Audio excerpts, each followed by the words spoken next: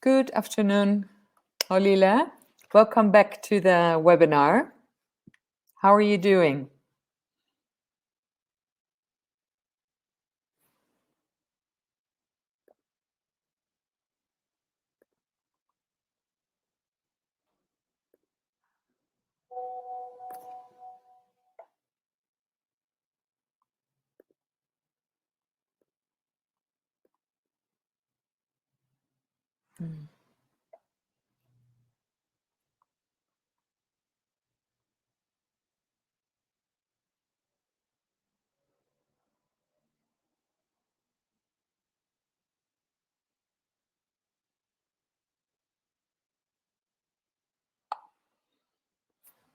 Okay, let's, if you're okay with it, let's have 2 more minutes to allow other people to come in. Good afternoon, Kath. Welcome to the webinar. And thank you for being here in time. I just said, let's give people a couple of minutes to come in.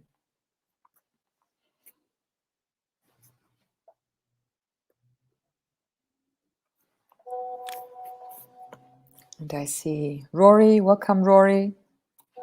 Welcome to the webinar.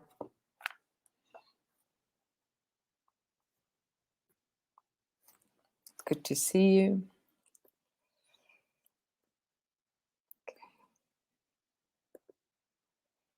And Sandila. Is this Mr. Sandila from the Northern Cape? Are you back with us today?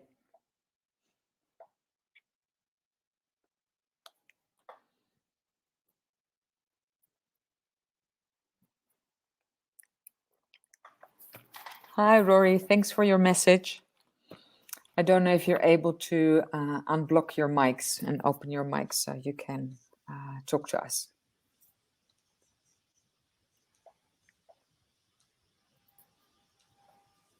Okay, wonderful. Just so let me start by welcoming you all. It's good to see you, and it's also very nice to see that some people we've seen in previous webinars are now have now returned. Good to see you again. My name is Josine Overdevest. I'm the managing director of Flying Cows of Josie. Flying Cows of the Josie is the company that's presenting these webinars that are hosted by Oxford University Press. With me today in the webinar is Thokozile Mkwena. Can you quickly put on your mic, Toko, so people can see you? Hi. And she will be on hand to assisting and facilitating, and sometimes when I'm not able to view the chat, she'll help me with that. So Flying Cows of Josie is a company that works at assisting teachers with digital skills in the classroom, and all of our Flying Cows, as we call them, or digital skills coaches, are young teachers. So Thokozile is a teacher who's currently working as a coding and robotics teacher, in addition to working for Flying Cows of Josie. So she's very knowledgeable. So this is webinar number 4 in the series. Webinar number 1 was looking at the professional framework for digital learning. Webinar 2, where we spoke about online tips and tricks for online teaching.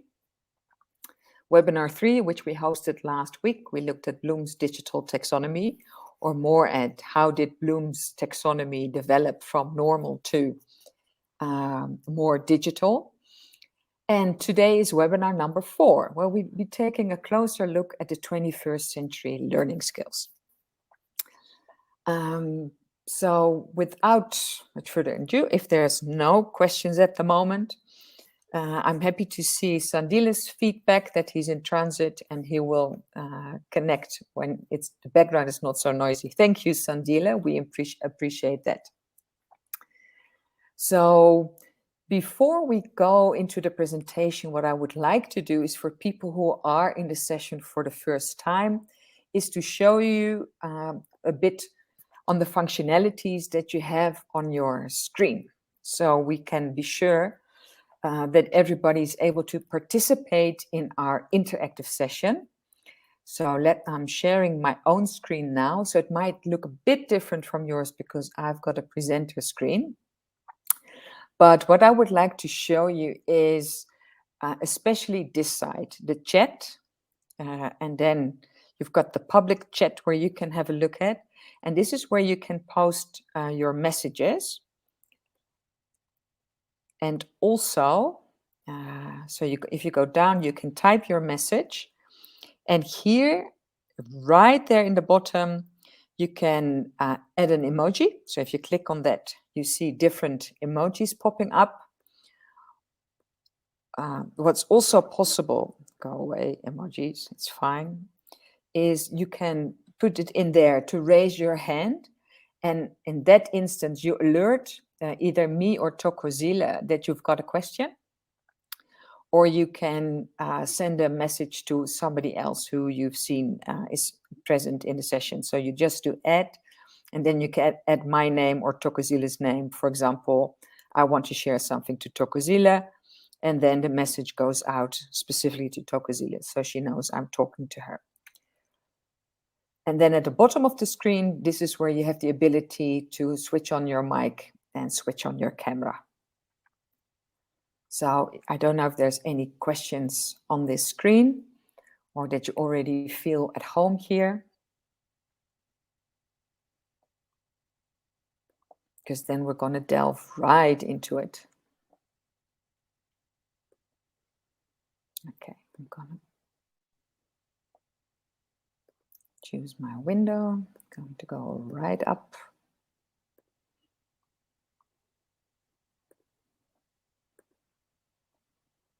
Okay. So today's topic are the key 21st century learning skills, or the 4 C's, as they're also called. So first of all, it's important that you can, to complete the workshop attendance register. So you can either type the URL into your internet browser, which is actually quite a long one, but Tokozile will copy this URL and post it in the chat. So you only have to click, or you can click on the QR code on the right to access this register. And it's especially important to fill out the register because all participants that complete both the workshop attendance register and the workshop feedback form, which will show the link, will share the link at the end of the workshop, will receive a certificate of attendance via email. So Tokozile, have you been able to post the link in the chat for everybody? Not yet, Jazine. Okay. I'll post it soon. Okay, thank you. So keep your eye on the chat for the attendance register. So the workshop guidelines and ground rules that we like to adhere to, let's agree that we appreciate and respect each other and commit our full and timely attention to the workshop. This icon is the icon for a camera. I've just shown you where you can find the camera. Please switch it on if we're doing interactive activities, but you're welcome to switch it off during presentations. That will also help you save some bandwidth. The sign for the mic, please switch it on if you want to speak and switch it off while listening. So we have the least amount of background noise. The hand, so that means that questions are very welcome. So please put them in the chat or raise your hand like I've just shown you how to do.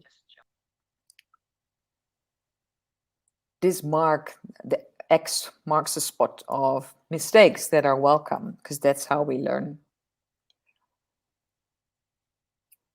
And please know that all materials that we present will be made available, and they're actually already available. If you click on their handouts, you will see a PDF with all the slides that we will be using in this session. So don't worry too much about that. And lastly, let's make sure to have some fun, because learning is fun, isn't it? Okay, if that's clear, let's move into our training objectives. So the aim of this workshop is that by the end of it, you will be able to describe the key 21st century learning skills. You'll also realize the need for these key 21st century learning skills in today's world of work. And you also have some ideas how to practice your learners' 21st century skills in the classroom, whether that's an online classroom or a physical classroom or a hybrid classroom, where some of us are working in these days. And you will also understand how Oxford EduZone supports putting the 21st learning skills into action. So the agenda, we've just gone through the training objectives. From here, we'll move into our icebreaker.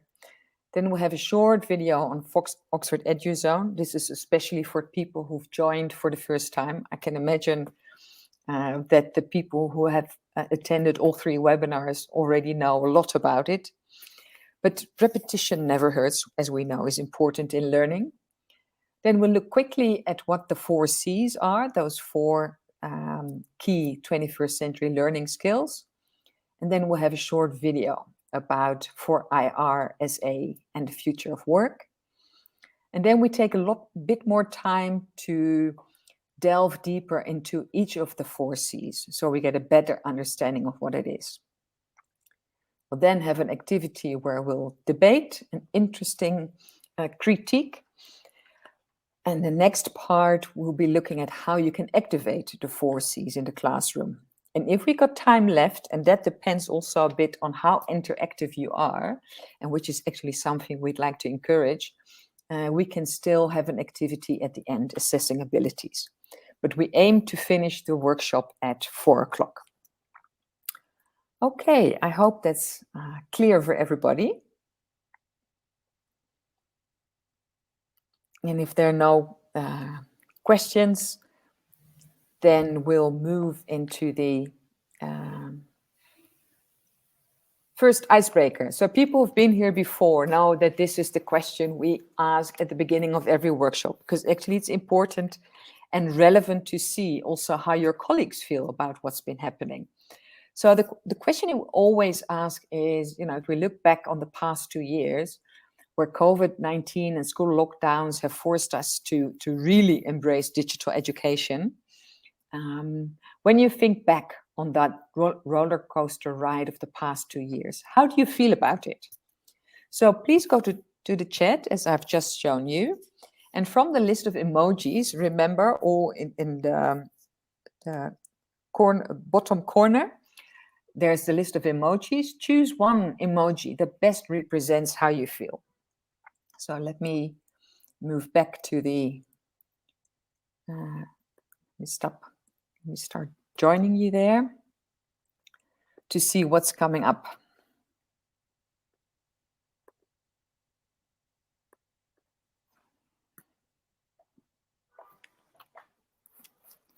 Sandila is still smiling. I'm happy to see that.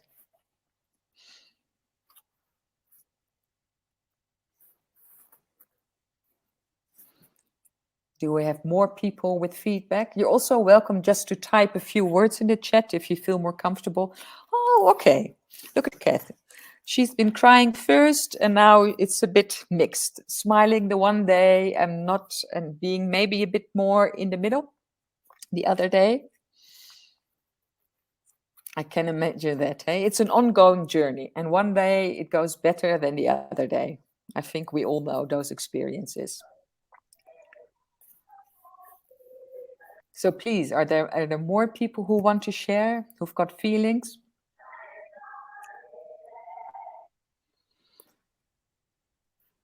Okay. So far we've got some mixed feelings, but from the feedback we've got, there's also a lot of smiles. Okay, Marilisa is also, is that a not really sure or an angry one that you choose? Let me see. Neutral face. Okay, neutral face is great. because that can go either way. And we aim to help you to move from neutral face to a bit more of a smile. Thank you for that feedback. Okay, so what we're going to do is actually really start using these digital skills ourselves, because by doing it yourself, that's the only way actually that you can learn and then share it with your learners. So the activity that we're going to start with, we call it snapshots. So have a look at these 4 concepts: creativity, critical thinking, collaboration, and communication. Choose one of the 4 concepts from the list that I just read out. So creativity, critical thinking, collaboration, and communication. Now look around the room that you're sitting in, or the environment where you're sitting in. Maybe you're following this webinar from your car. And then find an object that represents your concept. So if you've chosen creativity, look around you and see if you can find something that represents creativity for you. Or if you've chosen collaboration, find an object that represents collaboration for you. And take a picture of the object that you've chosen. So I hope you've got maybe your phone available to do that. So just take a picture. And then the last step is to post your picture on the Padlet wall that we'll be sharing. So what you'll do is in your browser, either use the link that Tokozila will be uploading to the chat, so you can just click on it and then you get to the Padlet wall, or just type bit.ly/OUP11. Then you come on a Padlet wall, and then we will hopefully see all your pictures coming together there. So we'll give you some time to do this, and as soon as we see some contributions coming up, we'll be having a look at it and discussing it a bit further. So take a picture, choose a concept, find an object that represents your concept, take a picture, and post the picture on the Padlet wall. So when you open the Padlet wall, bit.ly.oup11, you'll see a bright pink dot with a plus sign in it at the right-hand side bottom corner. And if you click on that, it allows you to upload a photo. So let's see what's happening.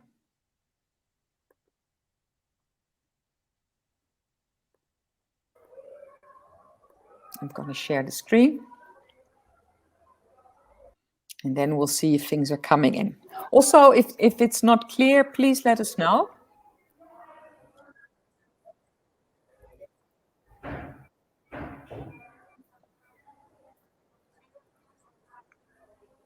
I already see somebody posting.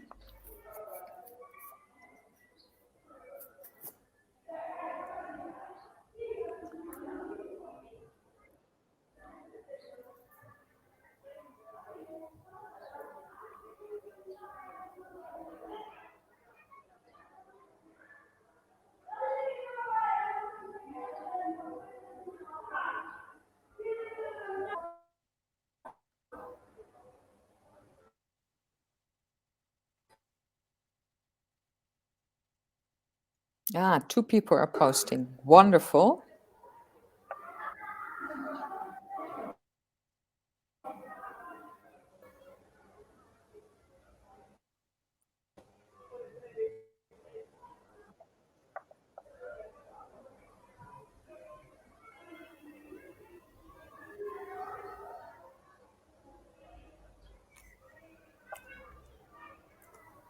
Okay, this looks interesting.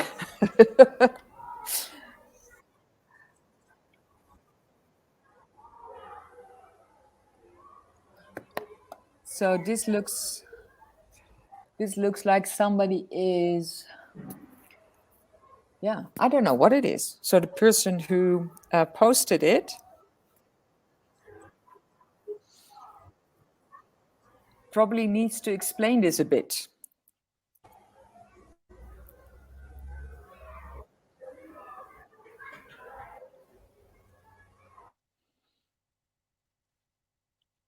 So I don't know who posted the photo of the guy with the, yeah. So Derek says it's supplying a customer with Oxford books. Oh, fantastic. And what 21st century skill is that?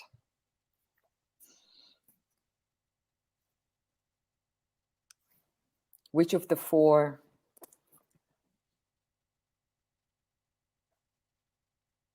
skills is that? Is that communication? Is it collaboration?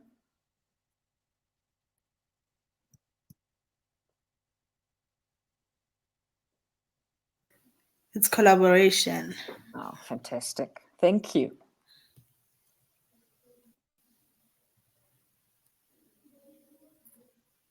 So I see some more people are busy uploading. So here I see, is it a timetable? And a coffee? Is somebody marking? I don't know. Is it creativity with the stickers that are being used?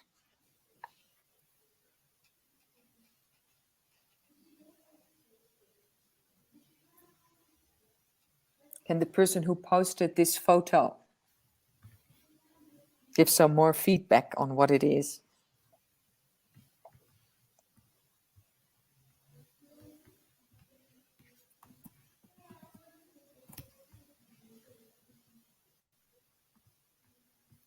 A colleague and I are working very hard to put together a speaking competition. Have to think very creatively. Wonderful. Thank you.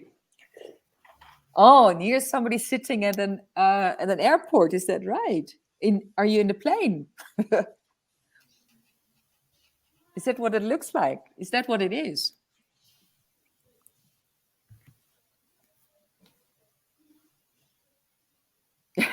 Sandile he's traveling. Wow. And here I see critical thinking, beginning with the end in mind. Yeah, wonderful. I like this. Interdependence, independence, dependence.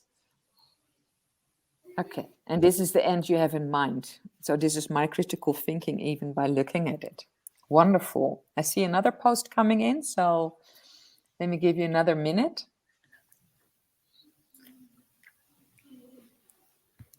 I love this view. It's been so long since I've traveled, and to see this picture makes me envious. I wish I was gonna fly somewhere. But what does the view represent? Is it communication, collaboration, critical thinking, creativity?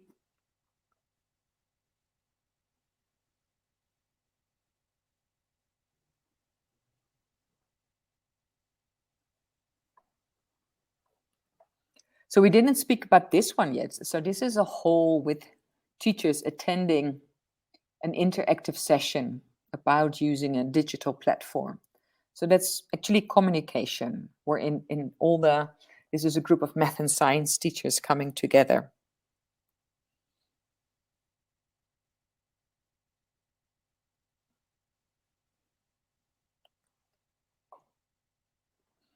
Okay, yes, there's another one. Look at that, collaboration and communication. We see a computer, there's something going on. Oh, I can see you've got the webinar on. So actually that is, you're collaborating in the webinar with us and communicating. Now, wonderful. Thank you so much for your contributions. Great to see all of it. So, and a question on the side. Are you enjoying, this Padlet wall to be using this? Is this something that you imagine you could be using with your learners as well?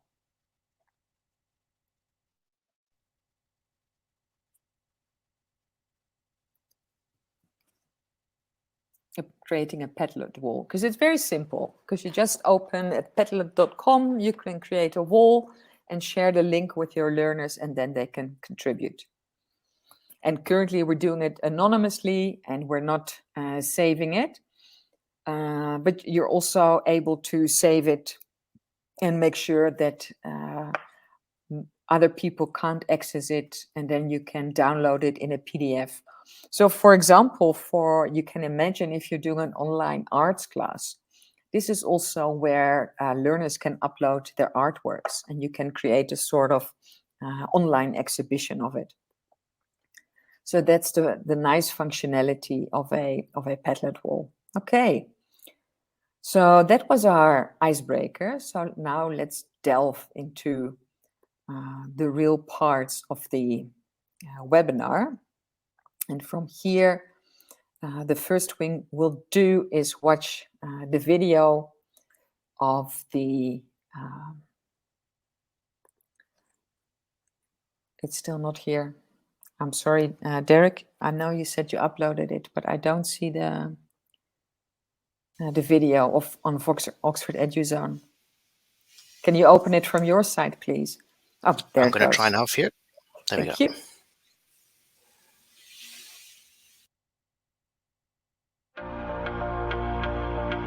So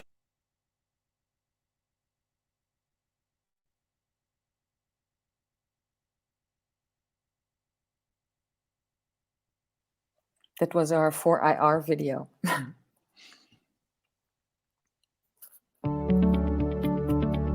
Succeed with 360-degree teaching.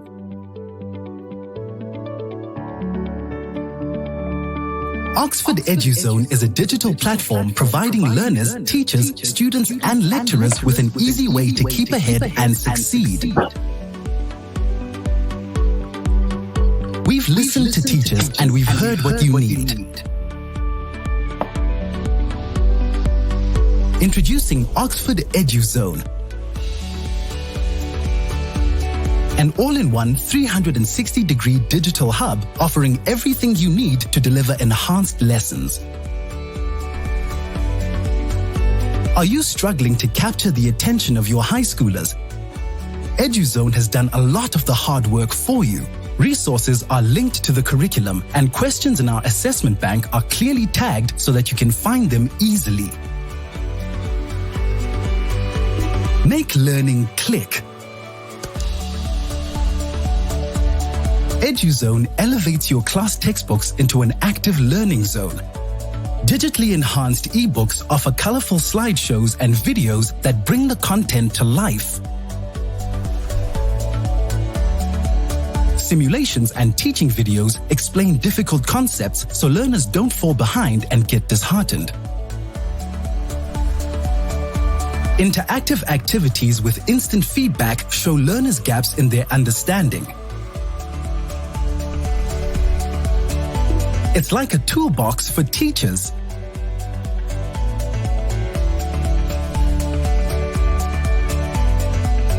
Get instant access to assessments and study material. EduZone gives you activities, question banks, self-marking tests, formative and summative assessments, and targeted assessments to allow for plenty of practice and remediation.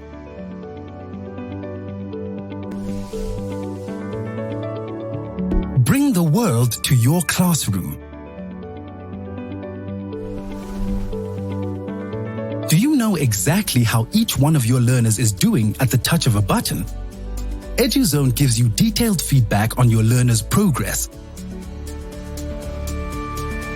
EduZone even helps learners keep track of their homework across different subjects. You'll never have to hear, "I left my book at home" or "school" again. Be the best teacher you can be.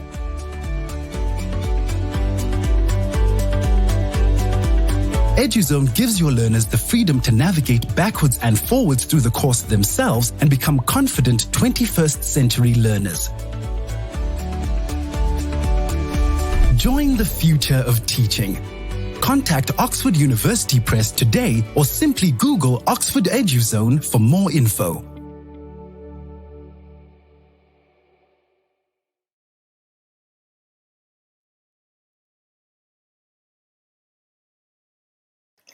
Okay, thank you, Derek, for playing the video. If there are any questions, please post those in the chat and we'll attend to them. Okay. And now we'll go back to the presentation and delve deeper into the topic of today, the 21st century skills.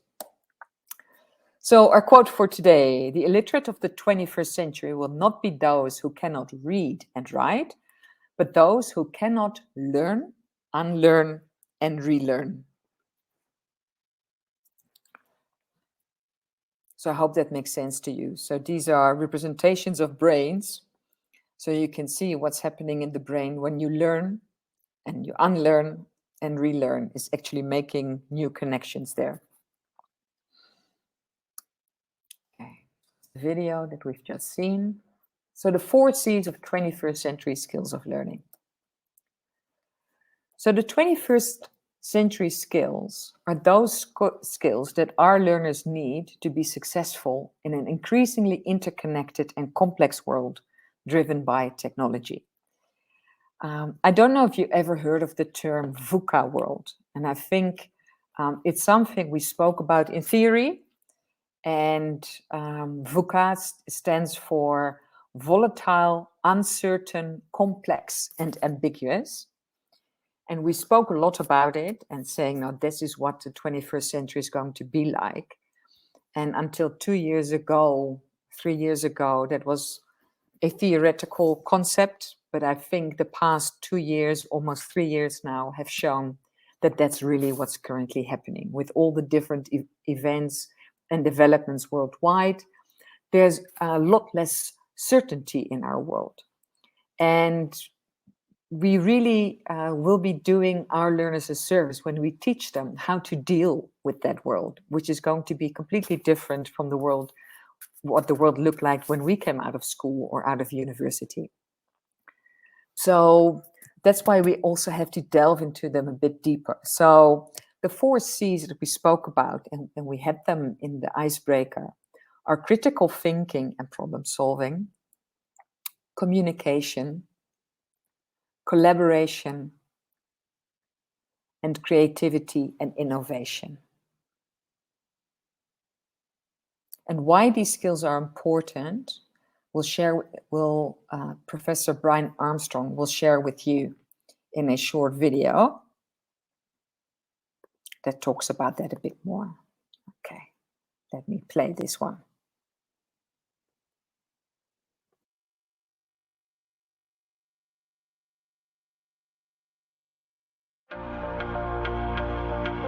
So when we think about the future of work with regard to the fourth industrial revolution, I think it's important to recognize there's the so-called optimistic view and the pessimistic view.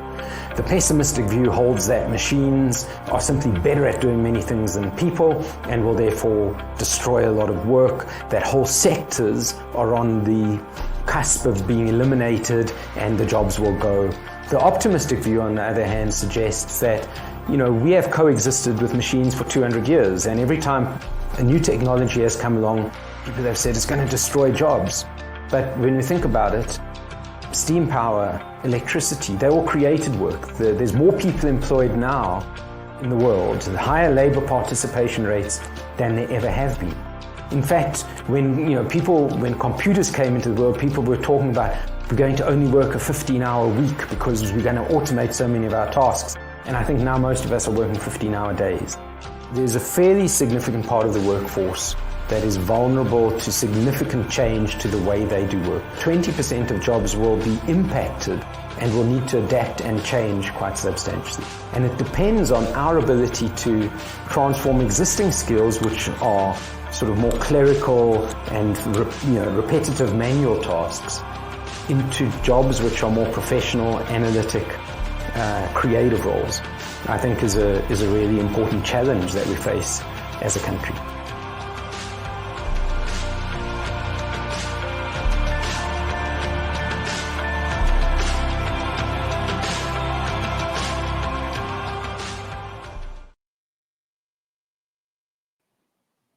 Okay, are there any questions about this video? Or any feedback? What does it say to you if you watch this and if you hear this professor speak?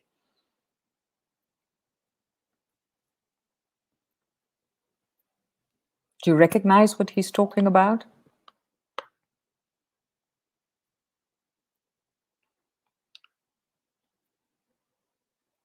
Okay, so he represents an organization that's quite interesting to follow. So if you follow 4IRSA, it's a collaboration of universities and civil society and businesses that really look at the fourth industrial revolution and what it means for South Africa.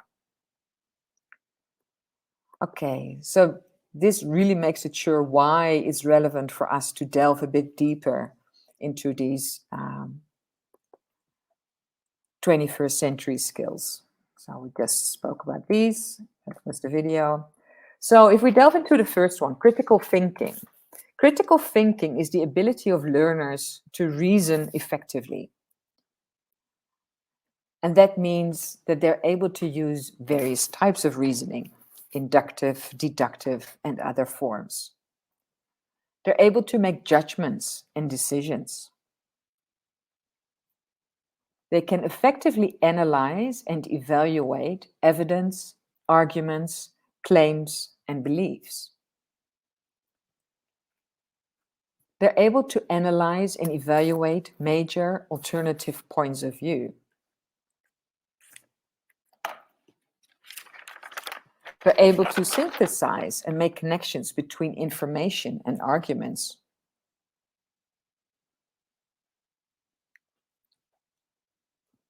They can interpret information and draw conclusions based on the best analysis that they can do.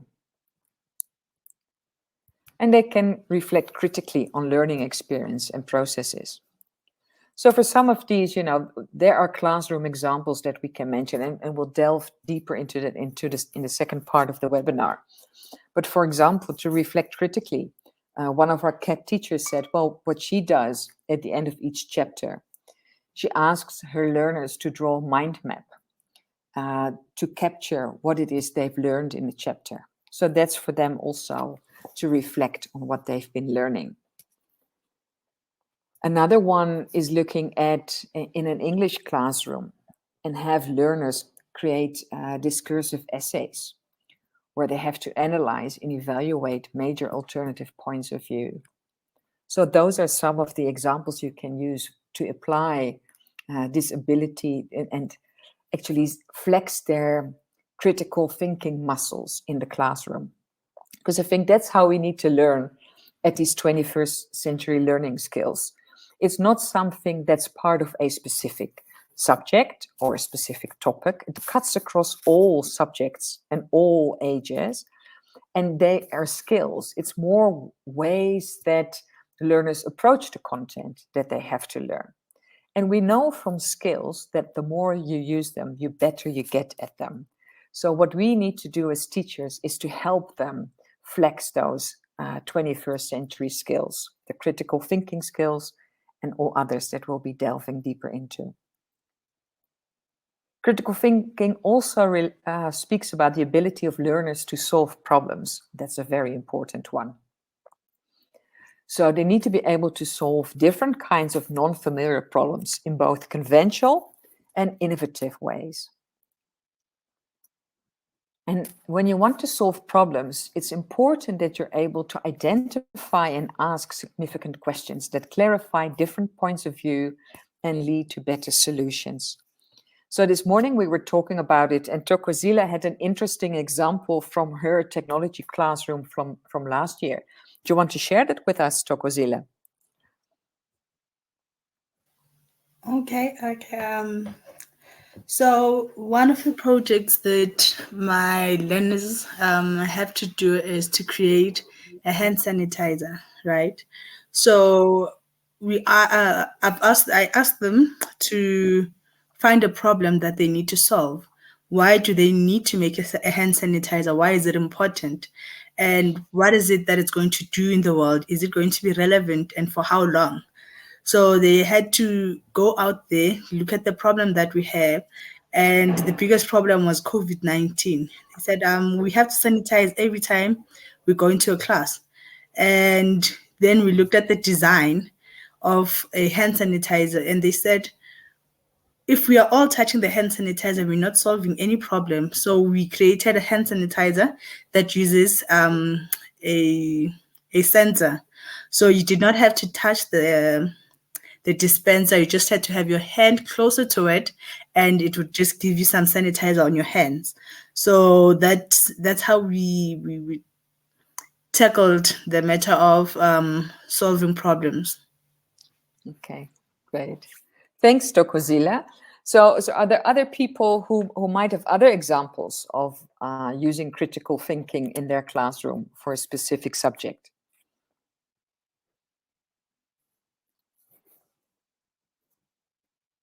Josine? Yeah.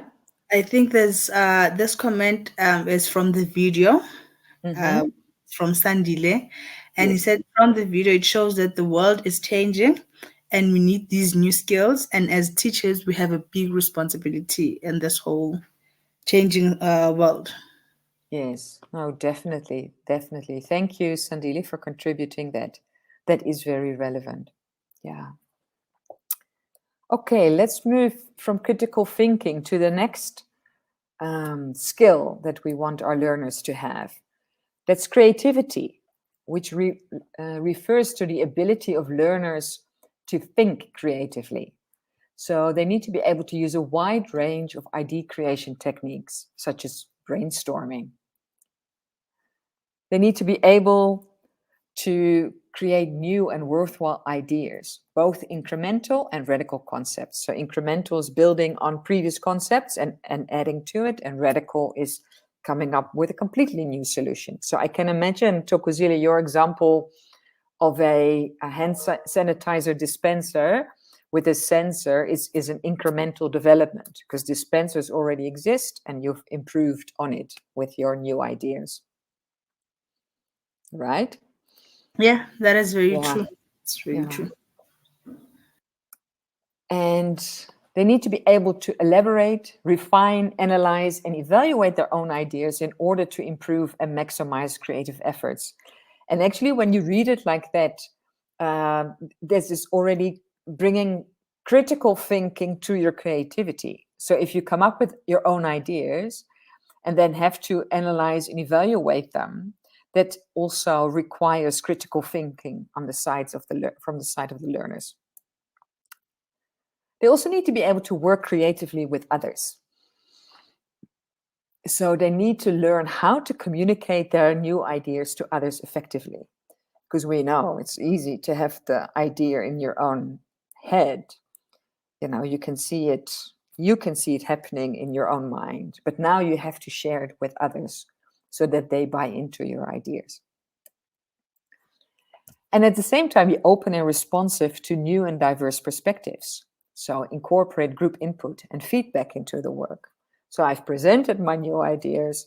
So now I also need to be open to feedback I get onto my ideas, or new elements that are brought into my idea. And then, and I think that's a very important one, and I can say that I'm quite guilty of that I come up with ideas all the time, and they're brilliant, and I'm very good at presenting them to others. I'm not so good at implementing them, because I think, actually, for me, it's always, coming up with the idea and sharing it with others, and then it's already half alive, because others now have bought into my idea. And I think, and now I actually need to make it happen. So part of creativity is also the implementation of your innovations.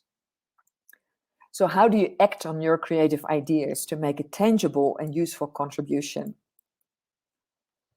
How do you demonstrate originality and inventiveness in your work and understand also the limits there are to adopting new ideas? And this, I think, is a very important one, because we're not so used to accepting failure from people. But in this world that we're moving into, new ideas will keep popping up, and they need to pop up because circumstances change all the time. So in that instance, we need to view failure as an opportunity to learn. So understand that creativity and innovation, it's long-term, it's cyclical, and it's small successes and frequent mistakes. And it's really true. We learn from our mistakes. And we should not discourage people and also learners to keep coming up with ideas. We should rather strengthen their thinking. Say, okay, you tried it. This didn't work. Okay, what have you learned from it? And now let's start again, or build on what you've learned. Are there any questions on this?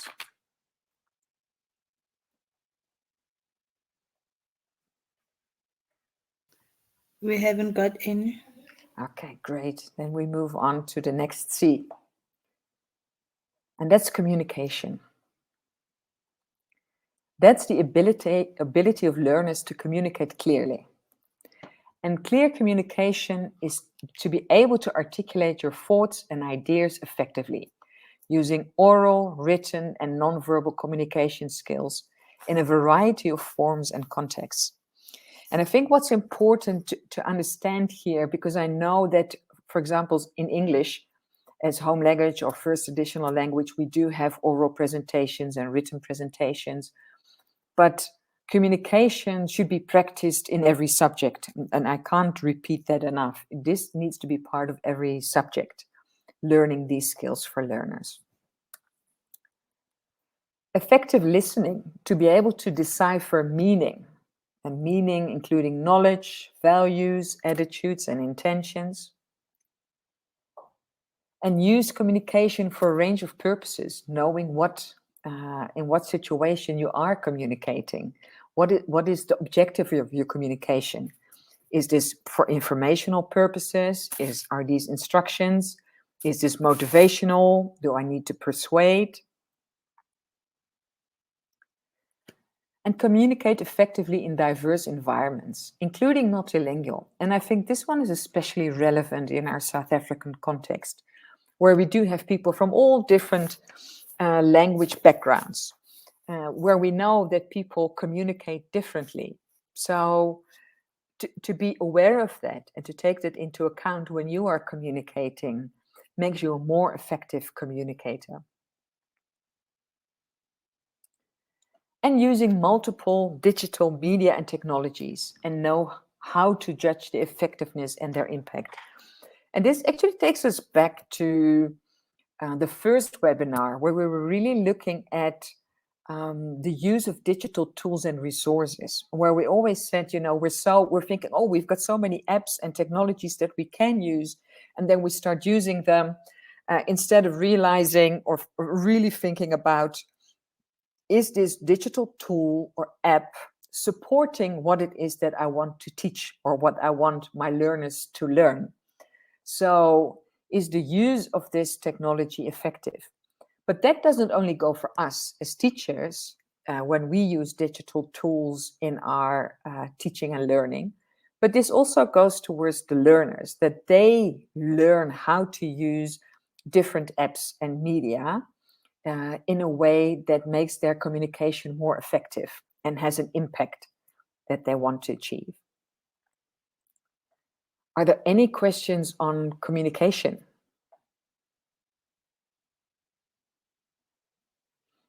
So maybe I can add something about the media and technologies. So one of the elements that you can use is on Oxford EduZone, which obviously is a digital tool in itself.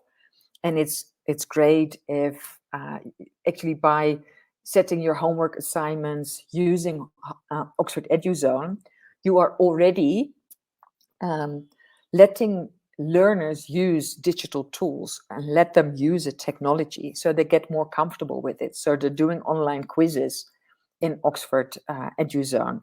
They can open their textbooks and use the interactive functionalities in the textbooks. They can submit part of their homework using the audio recording functionality. So by having your learners use a digital platform like that already helps them in using digital media and technologies.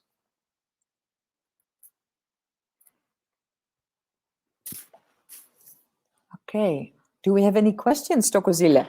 Or comments or contributions?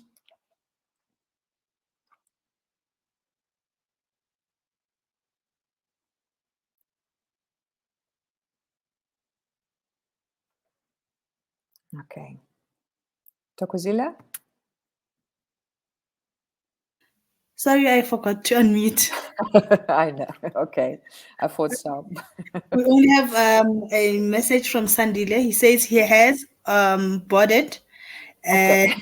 as soon as they ask him to turn off the computer, he will be off. But he will go through the handouts, and he says, "Thank you for the wonderful lesson. This is the part he enjoyed a lot." Okay, I'm happy to hear that. And I'm actually getting very curious on where Sandile is flying to. So maybe he can also share that with us. And while wait for that, let's move to the next C, which is collaboration. And that is the ability of learners to collaborate with others. So they can demonstrate the ability to work effectively and respectfully with diverse teams. They can exercise flexibility and a willingness to be helpful in making necessary compromises to accomplish a common goal. They know how to assume shared responsibility for collaborative work and how to value the individual contributions made by each team member. And they know how to use digital tools for synchronous and asynchronous collaboration. So for people who've attended the second webinar where we were talking about online tips and tricks for digital education, we spoke a lot about synchronous and asynchronous collaboration. Does someone remember what it is?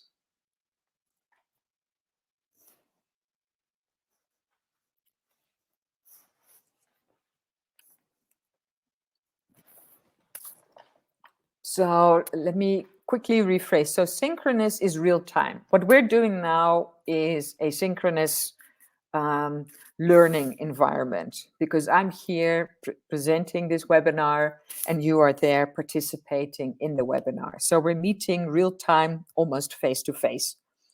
Asynchronous will be when after the session, the recording will stop and Derek from Oxford University Press will send out the recordings to you and you decide to watch it again, maybe with some of your colleagues.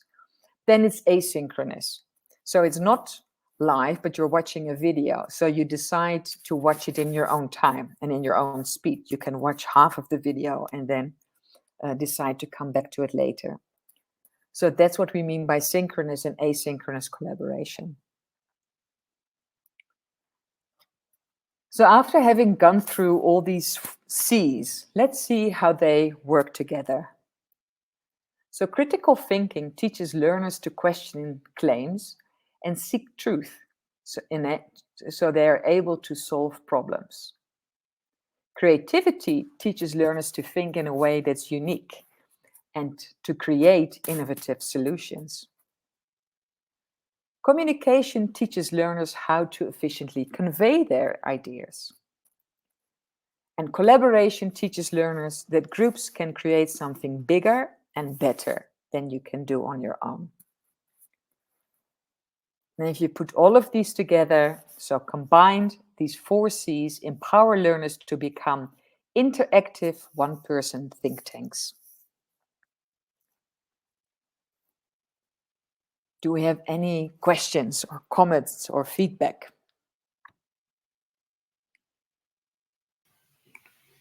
We haven't got any. Okay, wonderful. Sandile just replied to a question to say he's currently in Cape Town and he's flying back home to Kimberley. Okay, okay. Yes, and he has left the webinar. Okay, great. No, I just was going to say have a safe flight, but we're too late for that. Okay, let's move in our activity, and I'm really looking forward to your input in here. So, South African basic education and the 21st century skills. As you might know, you probably know, is that CAPS aims to produce learners that can identify and solve problems, make decisions using critical and creative thinking, work effectively with others, critically evaluate information, communicate effectively, show responsibility toward the environment and others. And this is also what's often repeated by Mrs. Mujekha, our Minister of Basic Education. And this is obviously the aim of CAPS. But there's also critique on this. So here's a quote. One could argue that some of the skills mentioned by the minister are not new. Critical and creative thinking and problem solving through schooling have been around for a long time. But as Yuval Noah Harari rightly notes in his book, The 21 Lessons for the 21st Century, schools have been rather slack in fulfilling these goals. And this critique comes from Sarah Grevitt in an article she wrote for the Mail and Guardian. And she's the previous executive dean of the Faculty of Education at the University of Johannesburg. So she's been quite critical, saying, "Now it's great that CAPS aims to produce learners that do this, but I don't see schools really working towards fulfilling these goals." Now, let's debate this for a minute, because we're all active in the basic education sector, we're in schools daily. So what is our experience? So, like we said, through CAPS, schools should produce 21st century skilled learners. But according to Sarah Grevitt, schools have been rather slack in fulfilling these goals. Is she right?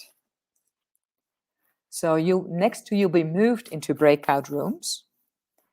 And in these breakout rooms, you'll discuss whether you think Sarah Grevitt's critique is right and why. And then you task one person in the room to provide feedback.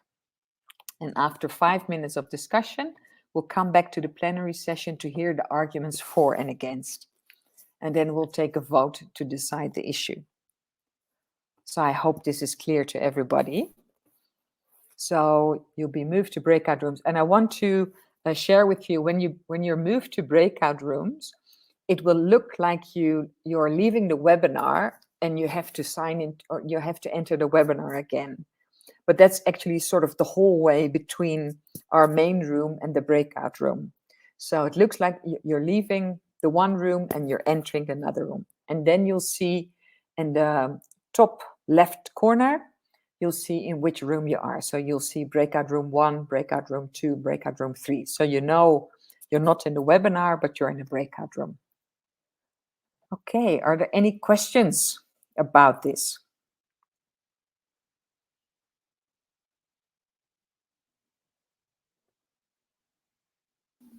No questions.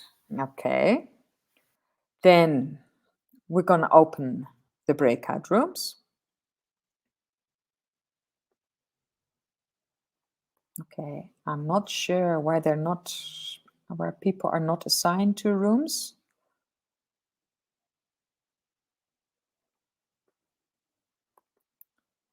Aren't they automatically assigned, Derek? Yes, automatically assigned. Okay. Okay, and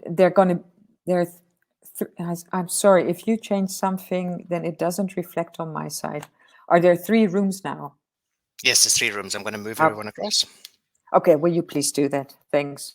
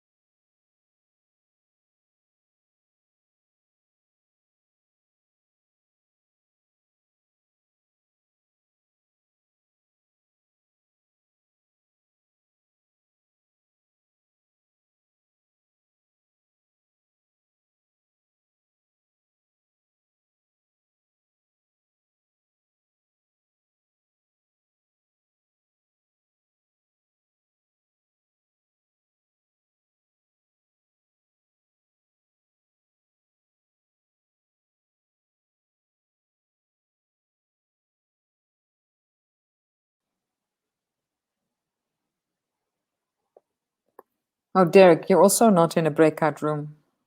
No, I hopped out because there's so few people. There were people dropping off the call. So I've just been moving people between the rooms. So it looks a little bit better now. Okay. Yeah. Oh, okay, So great. Because so there's nobody in room 1 and 3 people in room 3 and 2 in. Where did all the people go? Huh? I was talking to my MD the other day, and I was saying we can actually see people dropping off. I think there's a stage fright when they Oh, go into breakout rooms. I think some of them start dropping off. okay. I'm just wanting to move. There's somebody in room 1. I actually want to close room 1. Okay. Let me close room 1 before somebody goes in there. Oh yeah. Okay, there we go. Now it looks fine. Okay.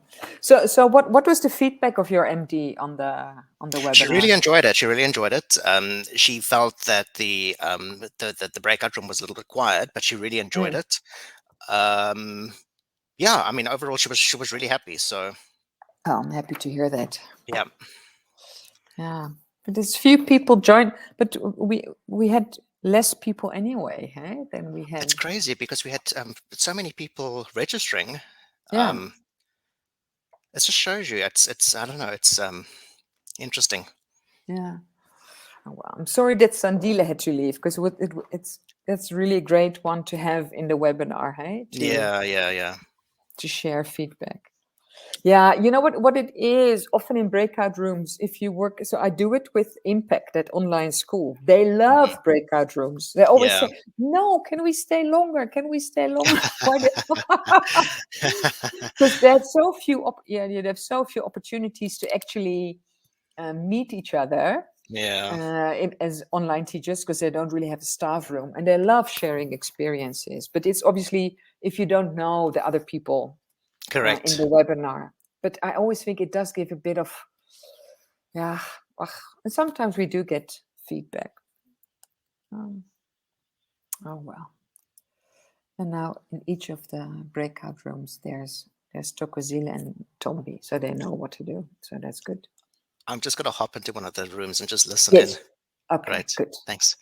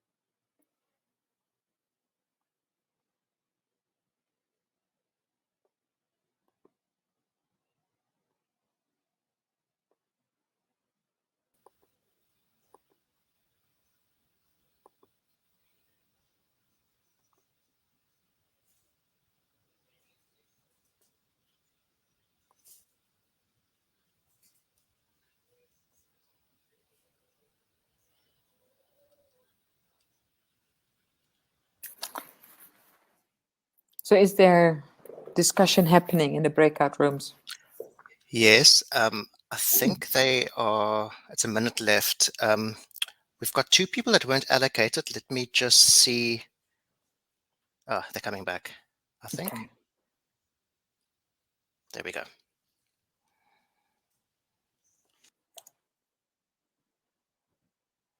Okay, great. People are coming back.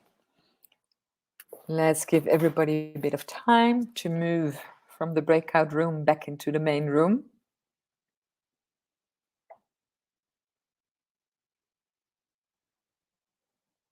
I see Khalil is back, Charlene, Darrell, wonderful to see you again, Marilise.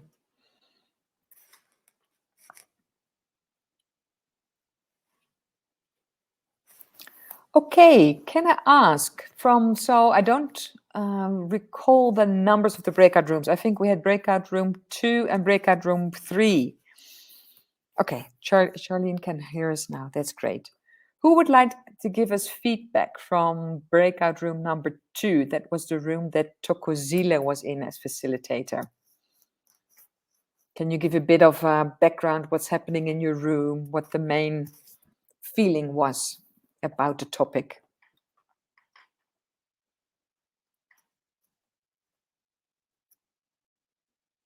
So in my Tokozile, did you decide who was going to speak on behalf of the group?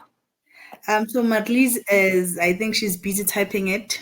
Oh, She's okay. able to talk, so she's going to type it and I'll read it out. And I had Marlies great. in the group. So as soon as she's Okay. done typing it, I'll read it out. Okay, wonderful. We'll wait for that. Thanks.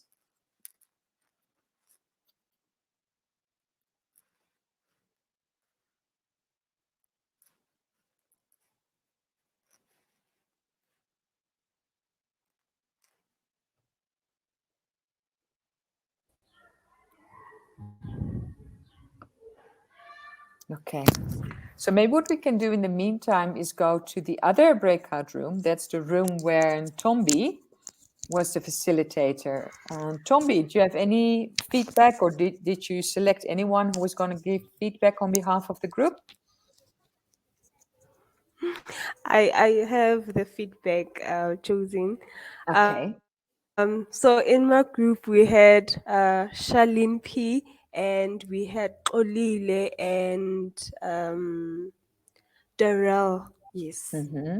So in our group we agree with Sarah's view, because since we are now living in a pandemic, a lot of teachers are now teaching to just finish the syllabus. They don't go through content. They don't dwell much on content. They just teach to make sure that the learners just pass the exam or the test.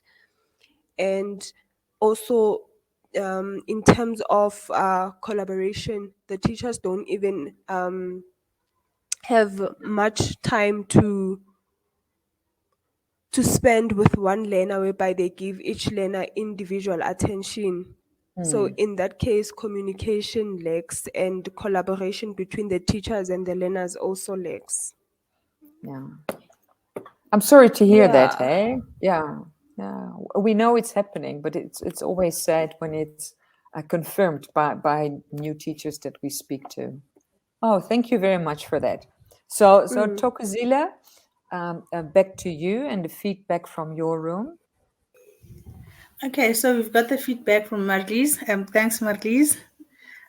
So we said we don't think that schools are teaching learners to be critical thinkers, because as teachers, we are in a rush to complete the syllabus. And at the same time, we are teaching kids manners that we just, in a manner that we just cover the content for the sake of covering content. So even if we as individual teachers try to teach the learners a new way to approach content, we don't always manage, as this should be a practice that is run throughout the whole school and not just in a single class. Yes. Yeah. So I think that's almost similar to what came out of the other breakout room. Yes. And this is what we fear. And that's often, the intention from the DBE I know is good, and the curriculum, CAPS looks beautiful, But if we don't implement it, and we understand the reasons, we understand lockdown and the challenges, but our learners are really taking, the brunt of this. They are the losers in this situation, and that's very sad to realize. So I don't know if we really need to do this, because it doesn't seem like there's a lot of debate, but let's do it. I want to start a poll so we can take it to a vote. And the vote is, we discussed Sarah Gravitt's critique on how schools meet their CAPS goals, producing 21st century skilled learners.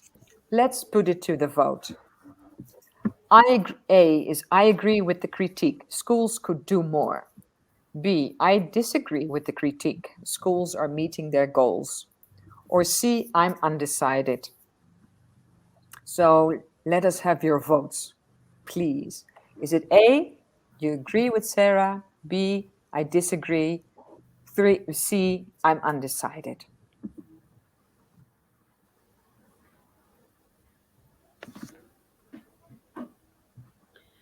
Hi, Josine. Can I contribute a bit to the discussion? Yes, please. Thank you. I'm Fiona Khan, and I work with the University of KwaZulu-Natal, and my research is with the pre-service teachers and a program I designed. And I find that the biggest problem with the CAPS document is the unpacking of the CAPS document. You've got pre-service teachers that are untrained, that are going into schools and knowing that language is a barrier, and you're looking at the fact that if pre-service teachers are not trained efficiently and effectively and affectively, how do they cope in the classroom, especially when you're dealing with a curriculum that demands 7 hours of undivided attention? Yes. So I think that's a critical aspect to add to this debate. That is why I said I'm undecided, because you didn't offer that. It's so easy to blame schools and blame teachers and the CAPS document. But at the end of the day, if you don't have the tools to empower yourself, how do you empower others? Yes. No, and I fully agree with you. But I think that's also important that we have this debate. And I think that's also what Sarah Gravitt, intends by it. And she obviously works with a lot of pre-service teachers. And in Flying Cows of Josie, we also work with pre-service teachers, especially ones who've have got their bachelor's but doing their honors, and with new teachers like Ntombi and Tokozile, who've recently come out of university. And at UJ, 21st century skill is part of what they have to learn. But then young teachers come into schools, and it's also, even in-service teachers don't always have the tools. So I fully agree with you. And I think, and that's actually the whole reason of existence for Flying Cows of Josie, is to say, we can't expect teachers to teach something that they don't know how. Exactly. So this is why we're here, to coach teachers. It's also not about a once-off training. It's about a continuous coaching. Like we say, it's a skill. So you need to practice it and need to be reminded of it. So I fully agree with you. And I would love to chat to you more about it as well. So absolutely. You're doing fantastic job. We had a bit of a hassle with the floods and whatever. So for 3 weeks, we had no electricity. So when I joined in last week, I just realized you need to do it on a continuous basis, because one of the other challenges is technology. The present pre-service teachers have that challenge with technology.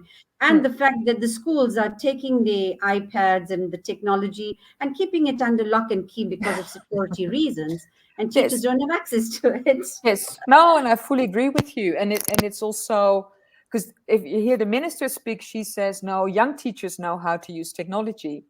But I hear, stories from the field where SES, subject advisors say, no, but when young teachers come into the classroom, they're actually too fraught about having to teach, that they are actually more scared of using technology than more experienced in-service teachers who say, oh, you know what, this tool is really going to support my teaching.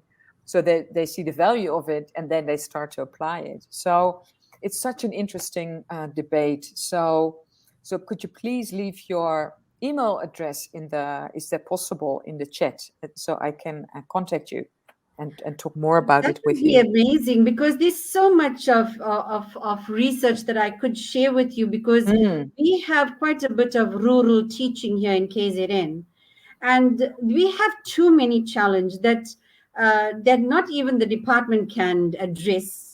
Believe me, it's Yes. just impossible. So that is why you will notice I've started the Global Forum for Literacy, where children can download information and get it via their mobiles. They don't have to necessarily, we're looking at hybrid teaching and Yes. looking at remote teaching and things. So they have this access to this tool. At least 2 or 3 people in the home has a mobile, and they can use this. And I think teachers, while you are on this discussion, it's so important for teachers to know the efficacy of their mobiles. A lot of them have them and don't know how to use it effectively in the classroom. Yeah, and even sometimes mobiles are not allowed in the classroom, but that's another debate. Thank you so much for your contribution, and also share the link to that platform that you've got, because that's also valuable for other participants in the webinar. Absolutely, I'll put it right now in the chat. Thank you so much. Lovely chatting to you. Thank you for your contribution, Fiona. You're welcome. So, and then if we look at the vote, we see that we've got 6 responses with 3 people agreeing, 1 person disagreeing, and 1 person being undecided. So it's an issue under debate, and I'm happy that you've contributed to it. So let's continue by showing how you can actually start using applying the 4 C's in the classroom, because I'm looking at the time. We've got 11 minutes left, so let me get back to the presentation, because I don't want you to leave this webinar without having a proper understanding of how to do it. Where were we? Here. Okay. So how do we activate the 4 C's in the classroom? So it's actually a 3-part approach. So this is an example which you can do in 1 lesson. So this is not a longer project over multiple lessons. We come to that later. This is an activity you can do across different subjects or topics during a lesson. So the first part is encourage critical and creative thinking. So imagine you introduce or you model a new topic or concept to your learners. So you've maybe given them a lecture, you've given them something that they need to read, and then you prompt your learners to think critically and creatively or creatively about what you've just explained. And then you assign a 5 to 10 minute activities that learners have to complete individually, so by themselves.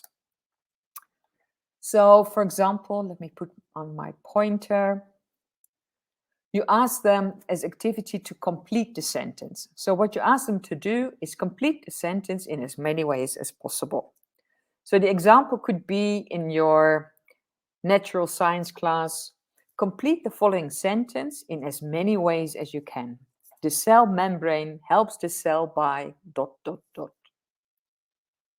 Another activity that encourages critical thinking is define a key term. So they have to provide the denotation along with some examples, synonyms, and antonyms. So they really have to think critically about a specific term. For example, define the term hero. Give examples of what a hero is. What's the synonym for a hero? And what are antonyms? Another critical thinking example is task them to solve the problem.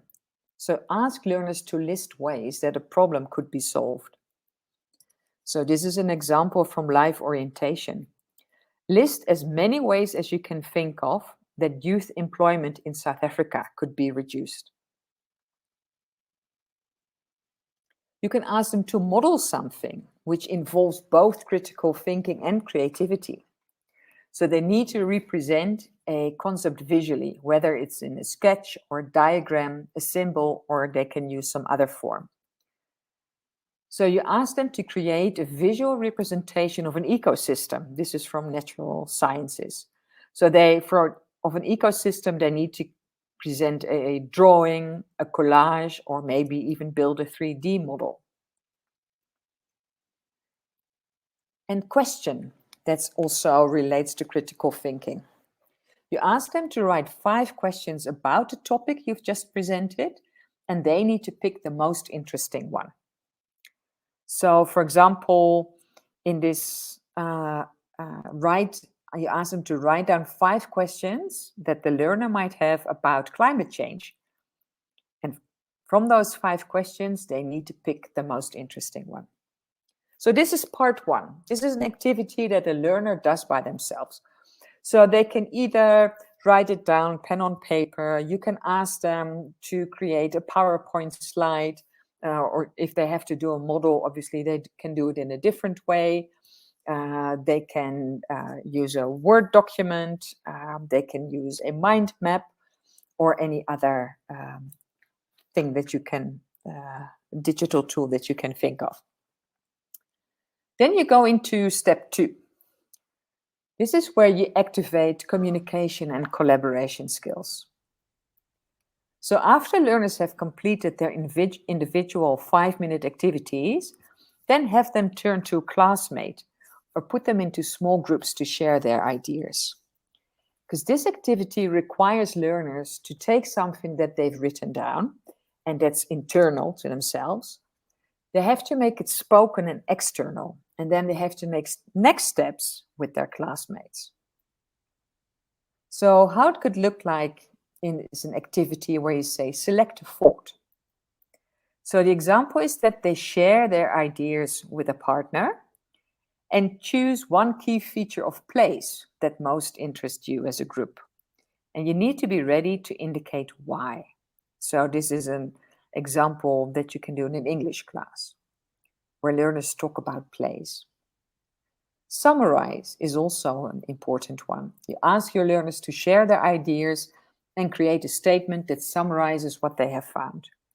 So in a group of 3 or 4, share your ideas about human trafficking and write 1 sentence or 1 paragraph that summarizes all of the ideas that abound in the group about human trafficking. Dramatize.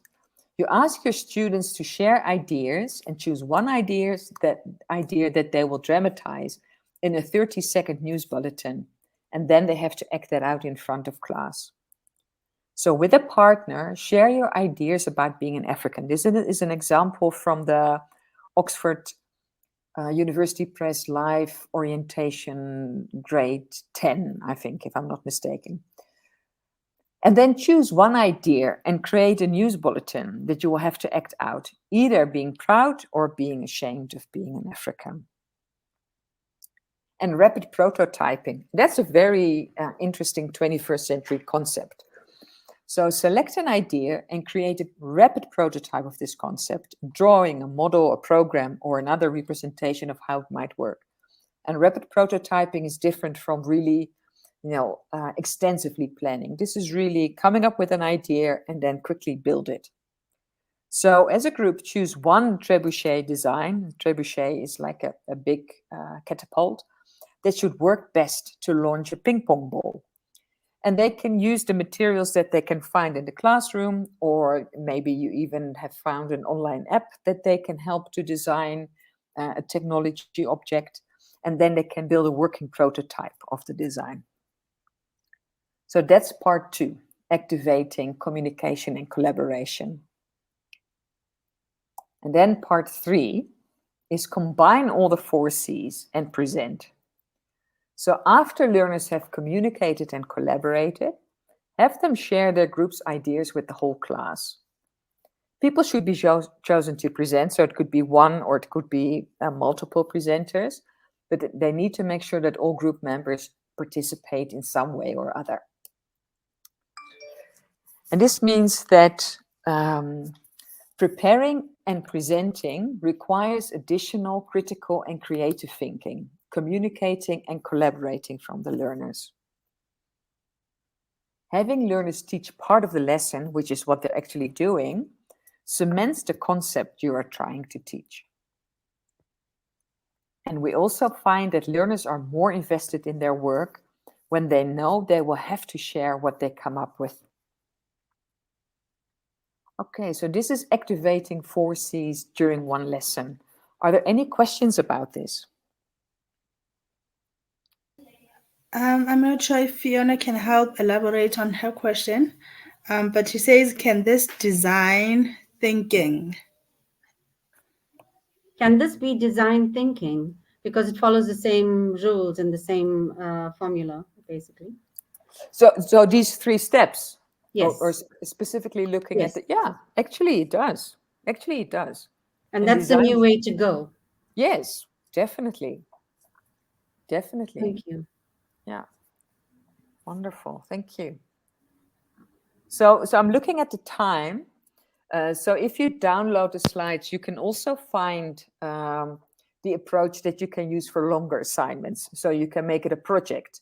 So you don't do it in one lesson, but it can be over a couple of weeks. So we're using an example from Life Orientation Grade 10. So first we introduce the concept. So we task learners to read about the concept. So, and reading, as an example, they have to read the chapter about social issues and watch the video Global Social Issues, and which you can share via the homework tab on Oxford EduZone, for example. And then how do you activate critical and creative thinking? So in this specific example about global social issues, you ask learners to compile a list of ways that the problem of poverty can be solved and have arguments for each of these ways.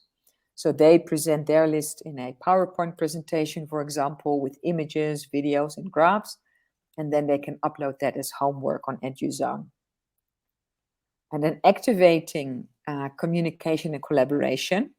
It's where learners share their individual homework assignments, maybe via a Google Classroom or another shared drive, or they can present to a group, if you've grouped the learners in an online session. And then they have to select one specific thought that they find most interesting to pursue.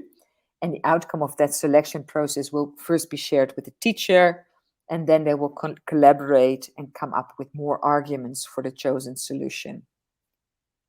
And then combining all the 4 C's to present after learners have communicated and collaborated, they share these ideas with the whole class.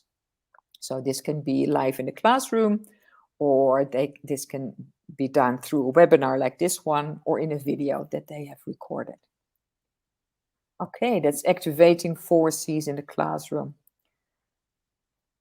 If there's no questions, then we move on. So we skip the activity because that's going to take too long. But that's really looking at how can we get learners to use digital tools and technologies in the classroom. So one of the ways to do that, obviously, is Oxford EduZone, but also have them create closed Facebook groups in which they discuss things. Sometimes it's simple things that can show them that things that are there for fun can also be used for other activities. And then, Thokozile, are there any questions or comments? No, we haven't got any. Okay. So we do a quick look back to TPEC. Remember our first webinar when we spoke about the TPEC framework. In which of the knowledge areas do you think that teaching learners 21st century skills is situated? So Thokozile and I had a discussion about it this morning. And what we came up with is that we said, well, it's actually somewhere here between the pedagogical content knowledge, because, using understanding how to flex your learners' 21st century skills, that's actually pedagogical knowledge. And obviously, if we talk about digital learning skills, then technology comes into the mix, and you need to understand the content that is being taught. So that's where we hit the sweet spot of TPEC, technological, pedagogical content knowledge. But if we leave technology out of the equation, you'll be in this area, the pedagogical content knowledge. And for the people who've been attending all the webinars, we do the loop back again to the teaching change frame. So where we looked at Where do you plot your current position on the teaching change frame? And what is the direction of your professional development? So for yourself, and this is a personal activity, now that you know more about the key 21st century learning skills, consider your current position and direction of professional development again. And then let's check the training objectives with you. Did we meet those? So after attending this webinar, so all you have to do is you can type in agree or not sure, disagree in the chat, or you can choose the thumbs up, thumbs down, or the question mark using the emojis. So after attending this webinar, are you able to describe the key 21st century learning skills?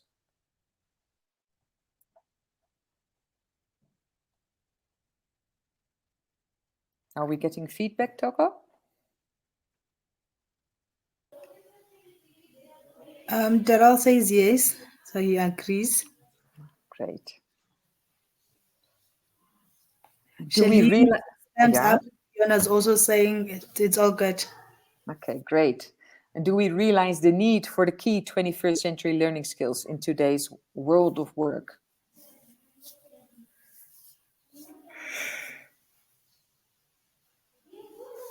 And do we have ideas how to practice our learners' 21st century skills in the online or hybrid classroom? So with the second point, Fiona says she's not sure whether she realizes the need for the key 21st century learning skills in today's world of work. Okay, okay. So not sure yet. So that was also looking at the video that we showed with the professor and how our world is changing. And that's why it's relevant for our learners to come out of the education system with different skills than we used to.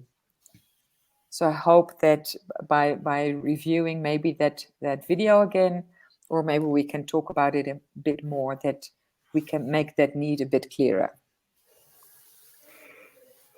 Okay, and the last one is the understanding how Oxford EduZone supports putting 21st century learning skills into action.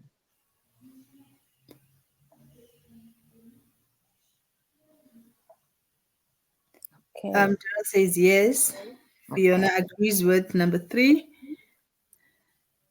And number 4, she agrees with. No, that's wonderful. That's wonderful. So I'd already put that link ready, but I haven't shared it yet. But like we said at the beginning, we asked you to complete the register. And now we ask you to please complete the feedback form.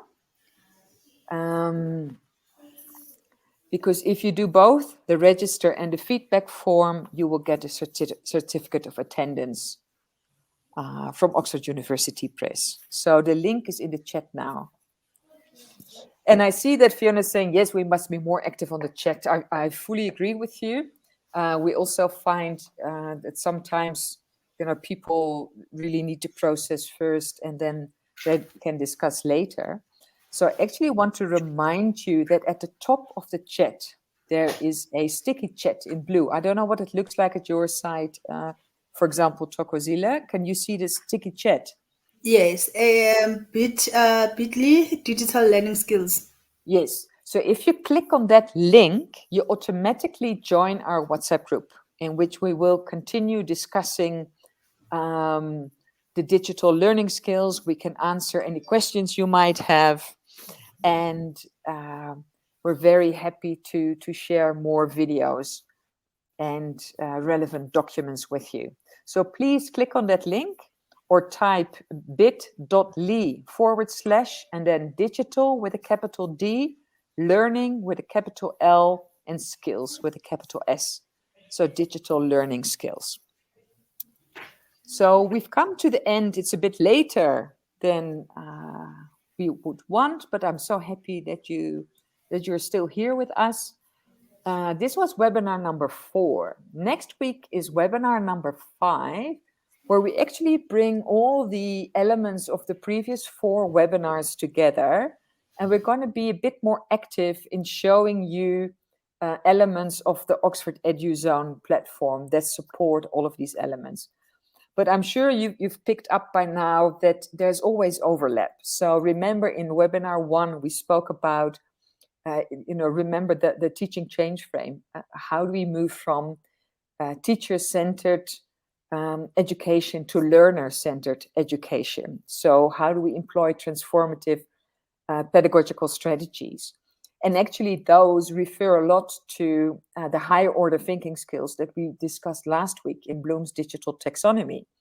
And if we think about higher order thinking skills, we already talk about the 21st century skills like critical thinking and creativity, because create is at the top of Bloom's digital taxonomy.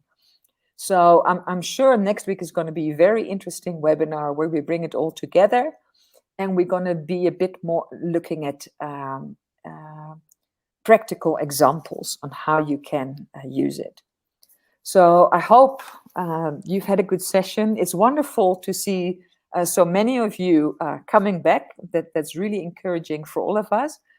And we look forward to seeing you again next week. And have a wonderful evening. Thank you so much for attending. And thank you, Thokozile.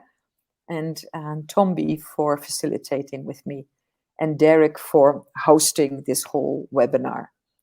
Thank you so much and have a good evening. Bye-bye.